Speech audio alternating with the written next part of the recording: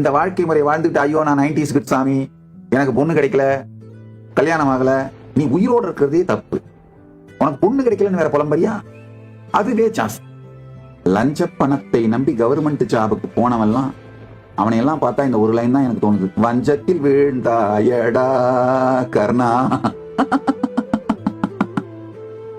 அது மட்டும் இல்லைங்க, யாருக்கு வேலை செய்யறீங்களோ உங்களை அறியாமலே அந்த நபருடைய லைஃபை பத்தின நம்பிக்கைகள், முடிவுகள், ஐடியாலஜி உங்களுக்குள்ள பெனிட்ரேட் ஆக ஆரம்பிச்சிருங்க. அது மிகப்பெரிய கொடுமைங்கயா.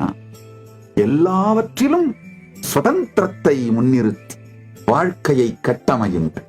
அப்ப என்ன ஆகுனா, உடலை விடும் பொழுதும் அதே சுதந்திரத்தை முன்னிறுத்தி முடிவெடுப்பீர்கள். ஜீவன் முக்தராக மாறுவீர்கள். உங்க தினசரி வாழ்க்கையிலேயே நம்ம பெருமான் சரியாபாதம், கிரியாபாதம், ஞானபாதம், யோகபாதம்னு சொல்றாரு. தினசரி வாழ்க்கையிலேயே இந்த பரமாத்வைதம் அனுபூதியா மலர ஆரம்பிச்சிருக்கும்.